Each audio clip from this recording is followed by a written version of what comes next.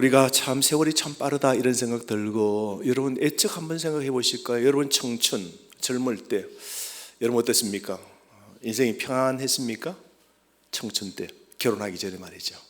어떻게 뭘 하셨나요, 여러분? 그때 뭐 하셨어요? 꿈 가지고 계획 세우고 직장 시험 치고 또 직장 결혼하기 전까지 다니고 그랬을 거예요. 그때부터 우리 인생이 이제 좀 어렵다. 야, 인생이 만만치 않다. 야, 원하는 대로 안 되네. 먹고 사는 게 뭐요? 시험도 공부도 해야 되고, 그죠? 합격도 돼야 되고, 출퇴근도 만만치 않네. 늦잠 이런 건 아무 허용도 안 되죠. 그보다 더 어려운 게 이제 결혼해서 살 때 어때요? 야, 인생은 진짜 어렵다. 그죠? 결혼 살면 아내를 챙겨야 되고, 자식들은 먹여 살려야 되고, 참 또 가정이 또 자녀를 또 낳고 돌보고 하는 일들이 참 팍팍하다, 힘들다. 우리 그런 걸 느낄 때 어떤 때가 생각나십니까? 저는 가정 어릴 때가 생각나요. 저 나가는 저 상동의 애처럼 막 그냥 엄마 아빠가 그냥 막 신적 같은 존재고, 막 먹을 거 달라면 엄마 다 해주죠. 그죠? 뭐 놀고 싶다면 노는 거 다 해주죠. 뭐 보채면 돼요. 다는 겁나와라 뚝딱이 다 되죠. 다 엄마 아빠가 다 책임져줘요. 아이들은 아무 걱정 없이 마음껏 뛰노는 그런 시절. 여러분 우리가 생각해 보면 팍팍하게 살 때 우리 그때가 좋았지 않습니까? 그때 우리 인생 고민하면서 야, 오늘 또 잠 못 자겠네. 6, 7살에 그런 적 있어요? 집에 들어가면 그냥 흥하고 그냥 자죠. 그냥 아무 걱정 없어요. 집에는 엄마 아빠가 지금 난리인데 지금 다음 달에는 이자를 어떻게 갖고, 또 아빠는 또 아프시다는데 병원에 다음 결과는 어떻게 나올까 엄마가 걱정하고 있어도 6, 7살, 5살은 아무것도 몰라요. 그냥 세상의 근심 걱정은 누구에게 다 맡겨요? 엄마 아빠에게 다 맡기고 그냥 다, 내 집이 지금 힘들어도 그런 거 몰라요. 엄마 주세요 하고 다 받아가는 그런 삶이 때로는 부럽다, 그때가 그립다 이런 생각. 또 그때 그 부모님, 엄마, 아빠 참 그 사랑이 따뜻했다 이런 생각 참 많이 들죠. 성경에 가만히 보면 어린아이에 대한 이야기가 참 사건이 많습니다. 여러분 우리 그리스도인 믿는 사람을 뭐예요? 하나님의 뭐라 그래요? 자녀라 그래요. 그럼 우리 아버지가 누구예요? 하나님이고, 우리가 예수 그리스도를 믿는 순간 우리는 모두 다가 하나님의 자녀입니다. 그죠? 그래서 우리 모두 다가 유치부들도 아버지고, 나도 아버지고, 우리 원로 은퇴 장로님도 다 아버지가 되고, 다 우리는 그분의 자녀가 되죠. 왜냐하면 어린 아이 때가 되면 참 그 성경에 보면 우리를 자녀라 그랬던 건 뭐예요? 우리 아버지께 이제 의존하는 삶, 이제 우리 인생의 모든 걸 뭐예요? 맡기고, 그리고 내 인생을 보장해주는 그 하나님이 있음을 우리에게 명확하게 알려주죠. 우리는 하나님 아버지가 늘 친절하고 또 참아주시고 넉넉하게 대해주신다는 걸 우리는 알잖아요. 그래서 하나님 우리에게 주신 그 사랑이 얼마나 큰지 우리가 우리가 알아야 되는데요. 그게 바로 오늘 교리의 주제입니다. 하일델베르크 33문 제가 묻습니다. 여러분 답해 보세요. 33문. 우리 역시 하나님의 자녀인데 그분을 왜 하나님의 독생자라고 예수님을 그렇게 부르십니까?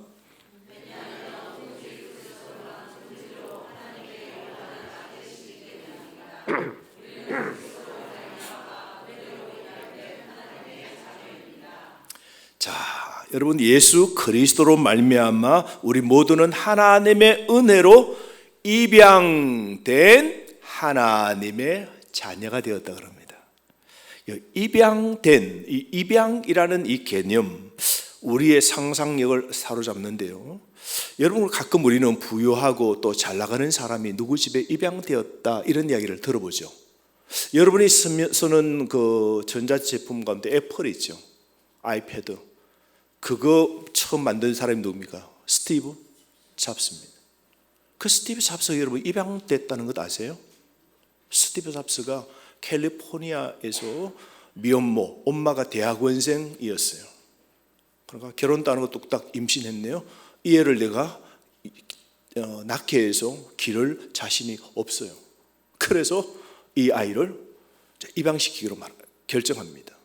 근데 좀 부잣집에 가서 이 아이가 잘 자랐으면 좋겠다고 부잣집에 입양되기를 바랬는데 그런 사람을 잘 못 구하고 가난하고 좀 힘들었던 가정에 입양되기 시작했습니다.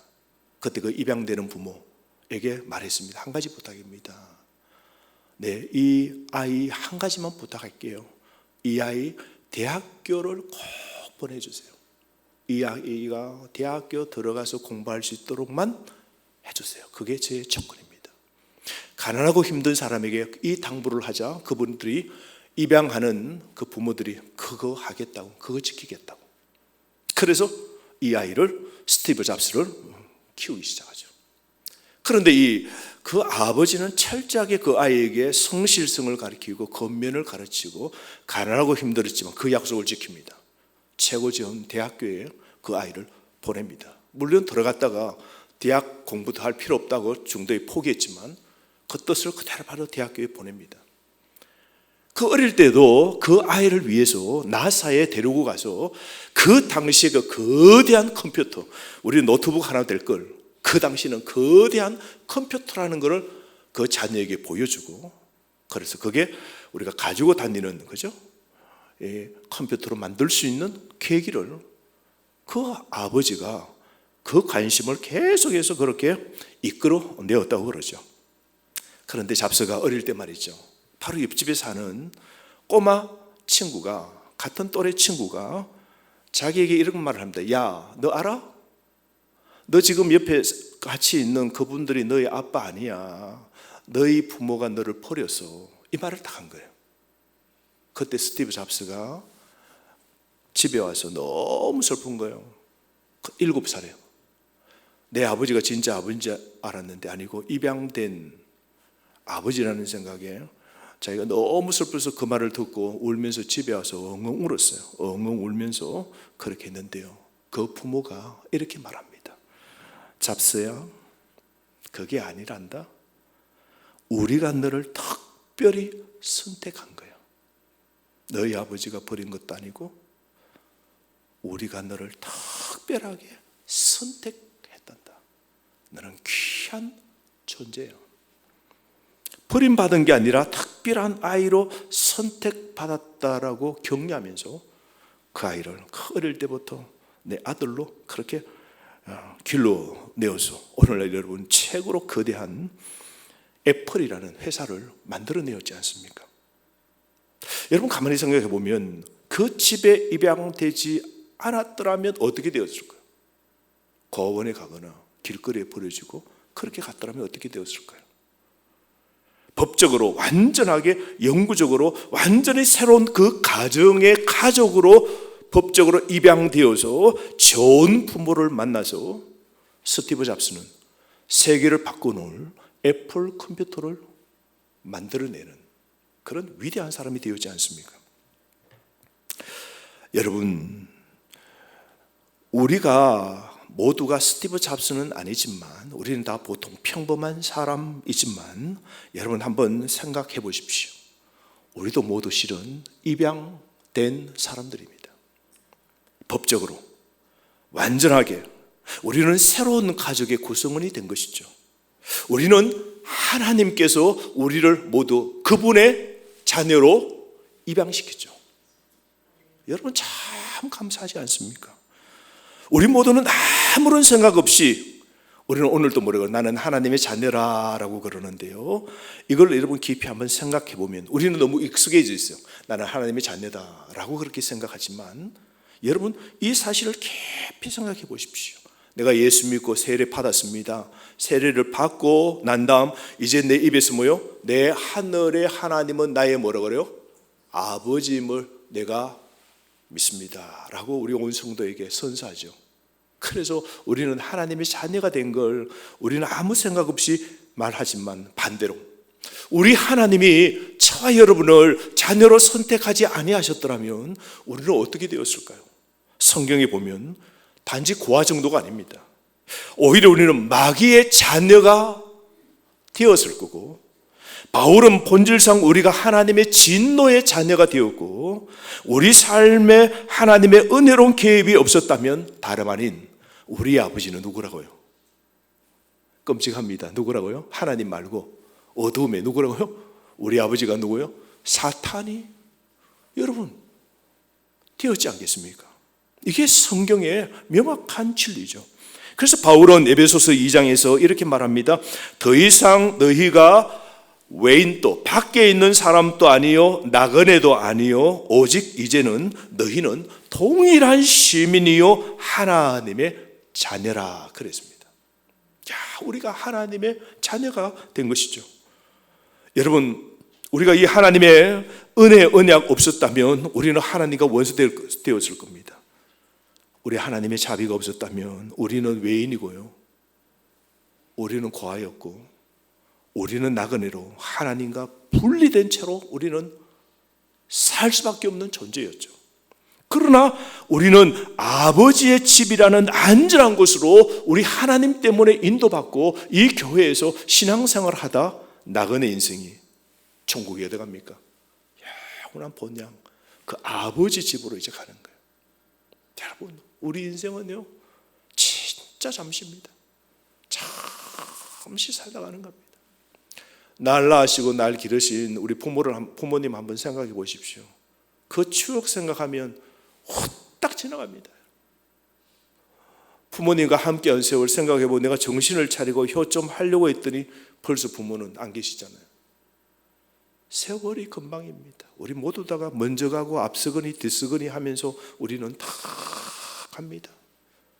그런데 아버지가 나를 이 땅에서 입양하여 하나님의 자녀로 부르시고 나그네로 잠시 살다가 오느라 내가 불렀는데 너는 내 자녀인데 잠시 살다가 이제 내 집으로 와야지. 그러면서 하나님을 이제 오라고 부르면 이제 1번 가야 됩니다. 자, 2번 오라고. 자, 3번 하나님이 오라 하면 우리 몸은 이 땅에 다 어떻게 해요? 흙으로 돌아가고 영혼은 죽는 순간 이동. 어디요? 영원한 천국으로. 우리 육체가 분리되면서 순간 영원한 천국으로 이동되는 것이죠. 그래서 우리는 이 땅에서 하나님의 자녀로 살다가 죽어서는 무로, 어둠으로, 방황으로 그렇게 구천을 떠돌지 않고 우리는 영원한 천국으로 빛의 속도보다 빠르게 우리는 천국으로 입성하는 겁니다. 할렐루야. 이게 하나님의 자녀된 놀라운 우리가 입양의 특권을 우리가 누리고 있는 것이죠. 그래서 하나님이 우리를 세상의 외인도 나그네로 두지 않고 하나님의 자녀를 삼아 주셔서 우리는 왕이신 하나님의 따릅시다. 왕자, 공주 우리가 된 겁니다. 하나님께 입양된 우리는 큰 부를 얻었죠. 여러분, 이 땅의 부는요 잠시 우리 꼼지락꼼지락 거리고 그리고 은행에 좀 넣어놨다가 그리고 그거 다 쓰지도 못하고 그리고 꼼지락꼼지락 거리고 한 번씩 이렇게 통장 찍어보고 그러다가 부르면 아무것도 없는 거예요. 그런데 우리의 부는 뭡니까? 영원히 죽지 않는 영생을 누리는 하늘의 놀라운 그 멸망받지 않고 그 다음에 더럽히지 않고 쇠하지 않는 천국을 얻은 것, 이게 우리가 하늘의 부입니다. 요즘 보니까 과천에 사시는 분 참 한 분 계시네요. 과천이 요즘 뜨는데 뭐 아파트 하나가 뭐 몇 억이라든가 요즘 뭐 새로 뜨는 아파트 하나가 20억짜리가 있다고 그러더라고요. 과천에. 엄마는 부러워요. 집 하나가 20억이라고 그래요. 여러분, 20억. 열심히 해서 20억 들어갔다가 이불 펴고 깔다가 하나님 오라 하면 바로 또 가야 돼요. 바로. 그러니까 20억도 내 집이 아닌 거예요. 잠시 못 사는 거예요. 여러분, 헉헉거리다가 하다가 그냥 가는 거예요. 근데 영원한 그 아버지 집에 아버지의 모든 부가 누굽니까? 다 내 것이 돼요. 이런 은혜, 이런 부를 우리가 기업을 얻게 된 것. 그렇다면 우리가 어떻게 우리가 입양될 수 있는 이런 일이 가능하게 된 것인지. 오늘날 여러분, 입양 받으려면 조건이 까다롭습니다. 다 조사 다 합니다. 옛날에는 그렇습니다. 내가 남자아이를 원합니다. 여자아이를 원합니다. 외국 같은 뭐요? 파란 눈을 원합니다. 그죠? 검정입니다. 피부가 황인종을 원합니다. 흑인을 원합니다. 백인을 원합니다. 다 선택 조건 다 까다롭게 다 합니다. 까다롭게 다 해서 그렇게 선택하게 되죠. 그래서 바라건대 자신의 딱 맞는 아이를 입양하려고 그럽니다. 그런데 우리 하나님 보십시오. 우리 하나님께서 저와 여러분을 당신의 백성으로 자녀로 택하실 때 이유가 전혀 없었다는 거죠. 예뻐서 하나님 선택하셨더라면 아이고 저부터 떨어졌을 거예요. IQ로 하나님이 입양 대상자 뽑으셨다면 저는 떨어졌을 거예요. 돌 있는 거 보고 좀 금티나네, 뷰티나네 이런 거 보고 하나님이 선택하셨더라면 우리는 하나님의 입양 조건도 되지 못했을 겁니다. 우리는 우리 모두에게는 입양될 만한 매력이 없는 해 아래 인간들이었습니다. 우리는 모두가 불의하고 모두가 죄를 짓고 모두가 하나님의 원수였습니다. 우리에게는 아무 일도 일어나지 않았습니다. 그런데 여러분, 우리 하나님께서 어떻게 우리를 당신의 그렇게 자녀로 만드셨습니까? 33문 다시 한번 읽고 33문 제가 한번 읽어볼게요. 우리 역시 하나님의 자녀인데 그분을 왜 하나님의 독생자로 부릅니까?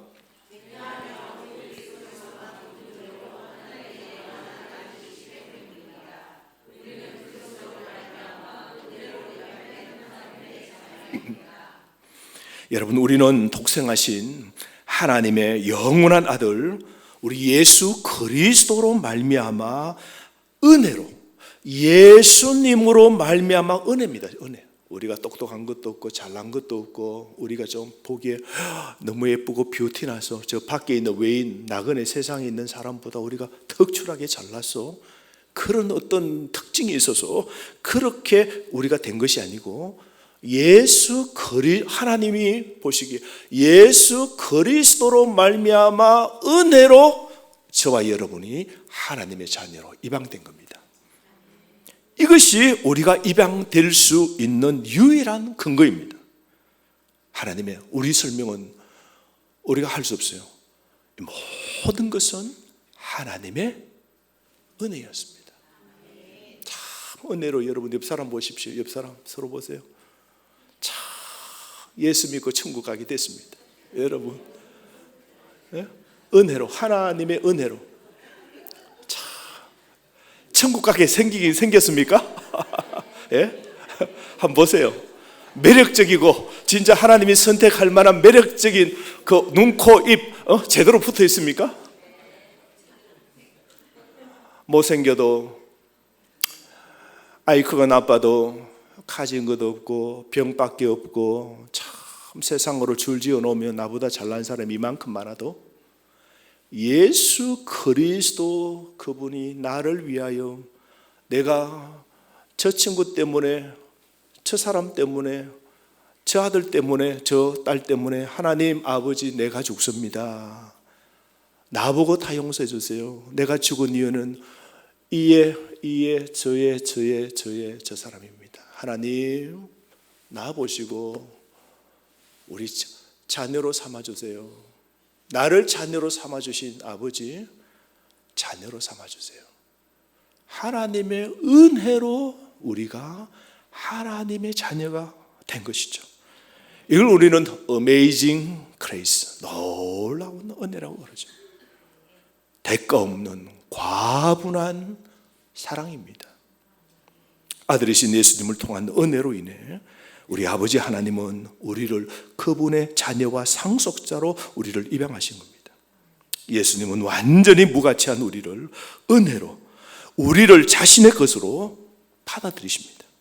하나님은 우리를 그리스도와 연합시키시고 그분의 영광스러운 아들이 갖고 계신 것과 동일한 예수님, 하나님의 아들 예수님이 갖고 계신 그 모든 동일한 그런 권리와 특권과 영예를 우리에게 다 주신 겁니다.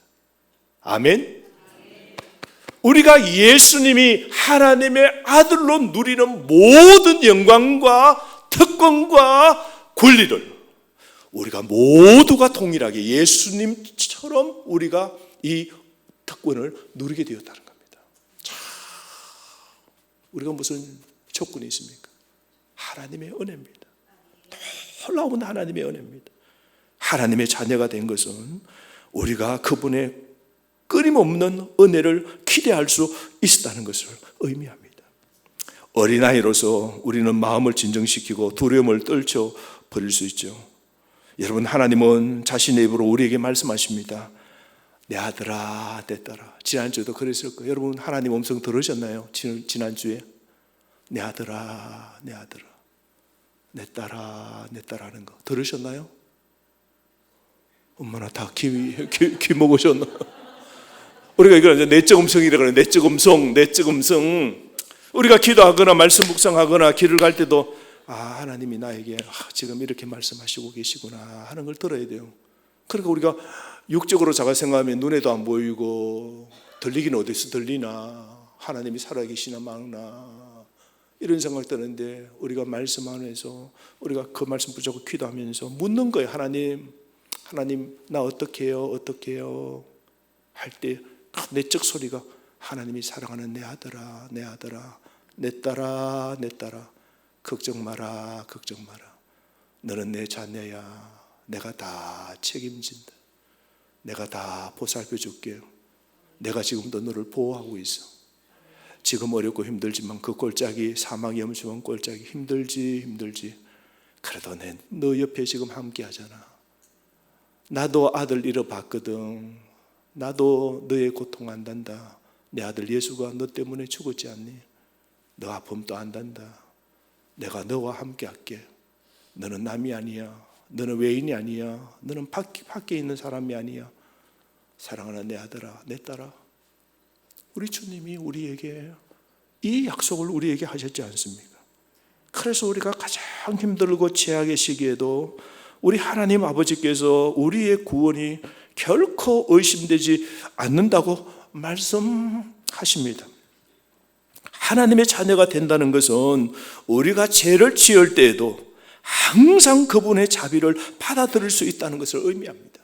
그래서 우리가 자녀 되었고 우리가 죄를 지을 때에도 우리 하나님은 우리를 어떻게 하세요? 이놈 죄 지었네? 오늘부터 호적에 어떻게 해요? 줄 꺼버린다. 우리 하나님이 그러시지 않으시잖아요. 그분은 우리의 연약함을 아시고, 우리가 실수하는 것도 아시고, 우리가 또 죄 짓는 것도 아시고, 우리의 배경도 아시고, 우리가 어디서 왔는지도 기억하십니다. 우리 하나님 우리의 존재를 아세요. 그래서 시편 103편의 13절 14절에 이렇게 말하죠.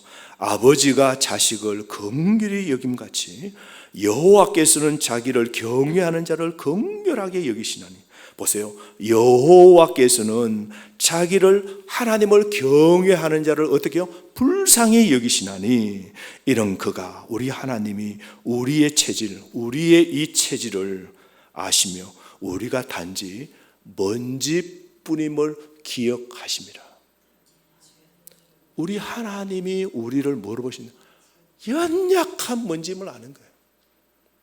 오늘 또 주일날 아침 예배 마치고 가서 일부 때는 또 우리 성도님들 제 방에 들어오고 또 상담받으러 간다 하시면서 진공 청소를 가지고 날아다니는 먼지에 앉았던 먼지를 왱왱하고 청소했어요.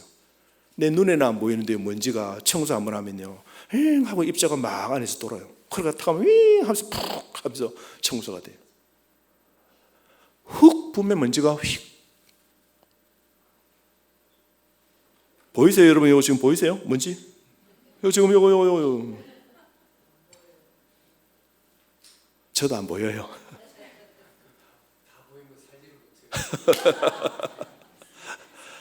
우리가 그런 존재예요. 그런 존재예요. 우리가 비행기를 타고 좀 이렇게 올라가면 야, 내가 사는 곳이 보입니다. 한강이 보여요. 한강. 요즘 전 세계가 한강이 유명함이 되죠. 한강 하는데요. 한강 요즘 한강 유명해요. 요즘.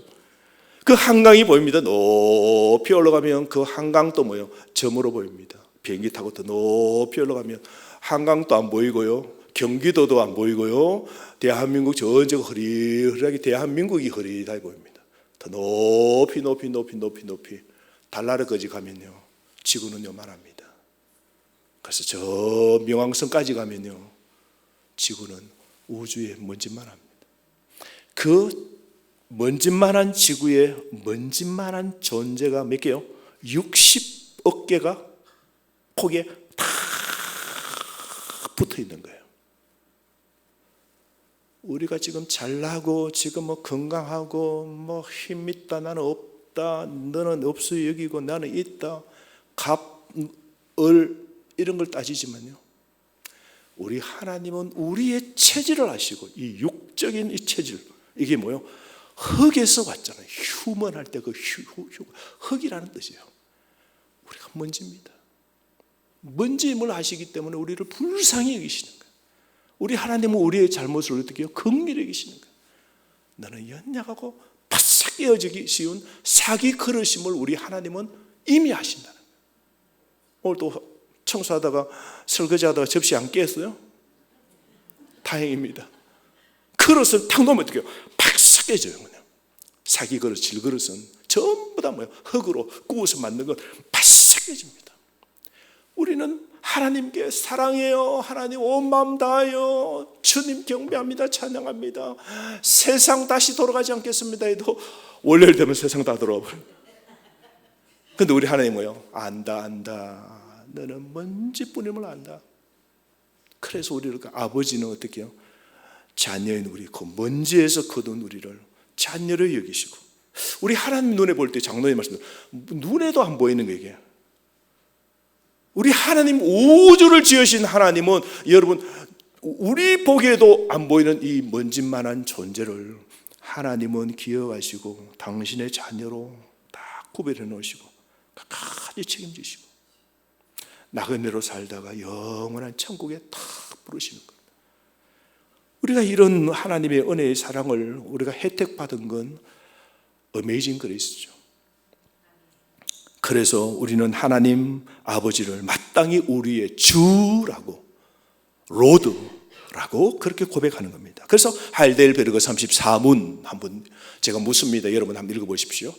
당신은 왜 그분을 우리 주라고 부릅니까?